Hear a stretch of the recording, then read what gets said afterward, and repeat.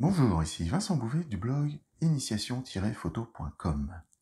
Aujourd'hui, je vais partager avec vous les accessoires d'éclairage en studio que j'utilise pour faciliter les setups. Mais avant de ça, je vous invite à liker cette vidéo, à vous abonner à la chaîne YouTube en cliquant sur la petite cloche pour être prévenu de chaque nouvelle parution et de vous abonner à mon blog initiation-photo.com. Premier accessoire que j'utilise de temps en temps et qui est un bricolage que j'ai fait par rapport à mes flashs Cobra, c'est un snoot. Je vous propose deux versions de celui-ci. Voici la première réalisation.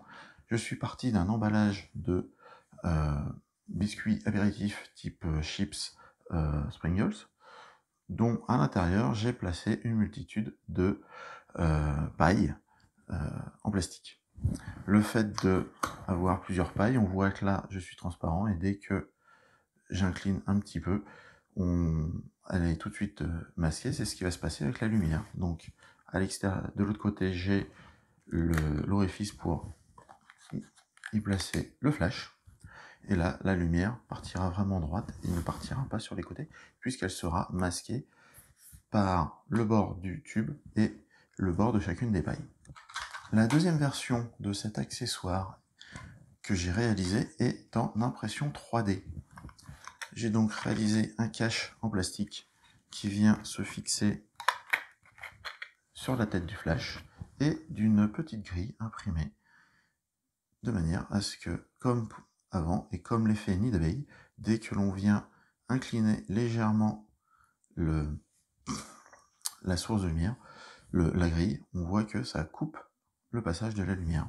Je viens le placer devant et je me retrouve avec ce même effet snoot basé sur un nid d'abeille. Deuxième accessoire, en complément de l'effet snoot, il peut être intéressant de focaliser ou d'orienter cette lumière de façon différente. Et pour ce faire, j'utilise des petits miroirs. Donc là, j'ai un miroir de type bricolage qui mesure à l'origine 30 cm sur 30, que j'ai découpé à la taille qui m'intéressait, ou un deuxième, qui est cette fois-ci acheté pareil en effet bricolage, mais qui a l'avantage d'avoir un effet zoom et qui va mieux concentrer la lumière sur un point de focalisation précis. Troisième accessoire que tous les photographes utilisent, que ce soit en studio ou non, ce sont les réflecteurs. En studio, nous avons souvent besoin de plusieurs réflecteurs de tailles différentes et ceci peut devenir onéreux. De ce fait, il est très pratique d'utiliser du matériau de récupération tel que une plaque de mousse issue d'un emballage ou la même chose en polystyrène ou tout type de support plan, bien blanc, qui permettra de refléter la lumière.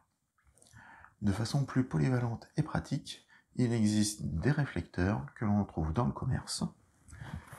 Celui-ci, par exemple, se trouve dans une petite pochette de 30 cm de côté, qui se déplie comme les tentes rapides, dont les surfaces sont multiples, argentées, noires, dorées, blanc ou translucide, qui permet de limiter l'éclairage et d'adoucir la lumière. Enfin, dernier accessoire qui est très utile aussi, basé sur le même principe que le réflecteur précédent, il existe des fonds dépliables, cette fois-ci rangés dans une housse de 80 cm de diamètre, qui aura une couleur noire ou blanc, ou d'autres couleurs telles que vert et bleu. Une fois dépliés, leur taille représentera 2 mètres sur 1,50 m et qui fera office de fond de studio lors de vos déplacements. Merci d'avoir regardé cette vidéo jusqu'au bout. C'était Vincent Bouvet du blog initiation-photo.com. Au revoir.